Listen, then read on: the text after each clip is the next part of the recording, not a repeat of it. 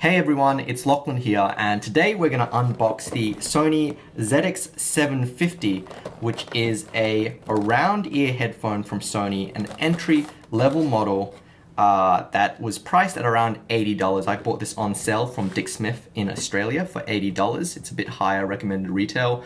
But I believe that that's around the same price that it's going to sell for in the United States, though I'm not even sure that this is actually on sale in the United States. Now, firstly, I want to say a big sorry for anyone who's waiting for content. It's been a while since my last video, just been a bit swamped by uni work. I'd hoped to do a unboxing video today, just a quick and easy one of this, because I actually got two packages today, and this was one of them. The V-Motor M100, and I know a lot of you are excited about that, but I got this from Amazon and there's a couple of things wrong with it. Number one, I ordered the matte black color and this is the shadow color. And I've never seen Amazon make a shipping mistake like that, but if we look here on the bottom, on the label, it's labeled as matte black, so maybe that's the barcode they use in the warehouse. Something has gone wrong. The other thing about this package, which is really weird, is that the ribbon that was sealing the package closed was cut open when I got it. So it seems like that this headphone was either checked in customs or something like that, because the ribbon's actually inside the package, or it's been opened in the warehouse or whatever. Again, I don't know. I've never seen a package from Amazon come to me like that. Very, very strange. But anyway, Amazon does accept returns even internationally. They will reimburse me for the shipping when I send this back to them, as long as it's less than $15. So not a biggie, not a bad, huge problem in the grand scheme of things, just a little bit annoying. And again, I've never seen this happen with an Amazon purchase, so a bit unusual, and unfortunately I won't be able to unbox those today. But getting back to the ZX750, I was kind of curious. I always like to see what you can get for about under $100. And this portable headphone I had a brief listen to at the Sony Hi-Res Audio event so many moons back, and I didn't really get a good impression, but I thought it sounded okay. I'm curious to see how it stacks up against the Sony MDR10R, which I didn't really like, but also how it stacks up against the MDR10RC, which I have here. I haven't done the review of this yet. I will get around to it right after I finish my Beat Solo 2 review and the VSonic VSD reviews, so that's coming up.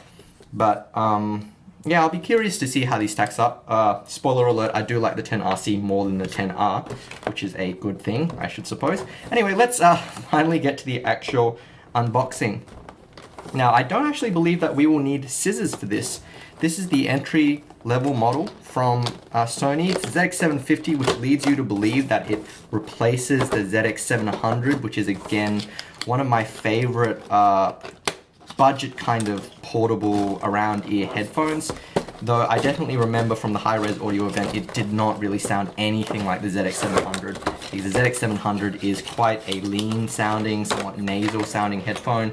This sounded a lot more bassy, more in line with Sony's kind of current house sound, I would say, and it shares the same kind of design. So you can see here the packaging doesn't exactly open in a particularly elegant way. It just kind of all falls apart. It's all just kind of that, but never fear. I mean, it wasn't like we didn't know what these headphones looked like from outside.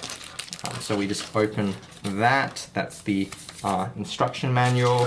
We have the remote cable. Now it does have a one-button remote, so it means that's going to be suitable for both Android devices and iOS devices, which is good.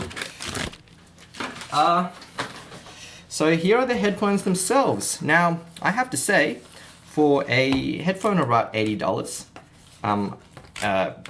this build quality is okay. It's nothing amazingly fancy compared to, say, if you have a look at, for instance, the Logitech UE4000 for under $100. It's a similar sort of build, but it's not bad either.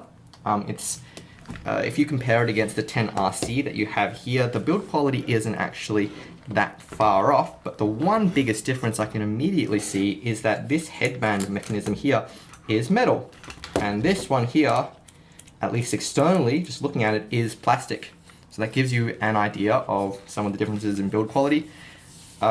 This headband has an actual And it's actually quite a nice look to it. The headband itself has probably the nicest part of this headphone. It seems to be this kind of synthetic leather with a sort of pitted surface, which is quite cool. The ear cups are just kind of your stock standard.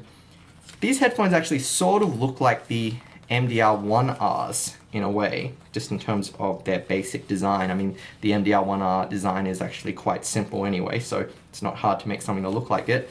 We have a non-detachable cable. It's a flat red cable. Again, just like the rest of Sony's new line, like the Xperia H3, we're going with the red cable here, which may or may not be to everyone's taste. Personally, it's not to my taste, but whatever. We have the remote cable here. Pretty standard affair. Got the one button, got the microphone, flat cable all the way down to a 90-degree plug, which you know, is still quite nicely built. It looks pretty substantial. So, you know, people always say I'm a bit of a Sony fanboy, but I have to say, generally, when Sony makes a headphone, actually in terms of ergonomics, maybe not in terms of sound quality, but in terms of ergonomics, they generally get it right. One other comment I will make is that these ear pads, again, don't have the most supple of feel to them, but they aren't terrible. They just don't have that kind of nice supple feel to them. They're a bit more leathery, a bit more, I don't know how to put it, dry than you would expect. Just as a little kind of surprise, let's actually have a look at the driver. So again, this is pretty much how Sony has always designed their headphones since the, at least as far as I know, since the Z1000, the ZX700, they all share this kind of basic design. Anyway, that's pretty much it as far as the unboxing and first impressions of the build. I will, as always, leave first impressions of this headphone in terms of sound quality in the description of this video. But hopefully this will turn out to be a worthy successor, I guess, to the Sony ZX700, which I think is one of Sony's better budget headphones. As always, you can talk to me on Facebook at facebook.com/LachlanLikesAthing, or on Twitter at LachLikesAthing. Thanks to all my regular subscribers, and happy listening.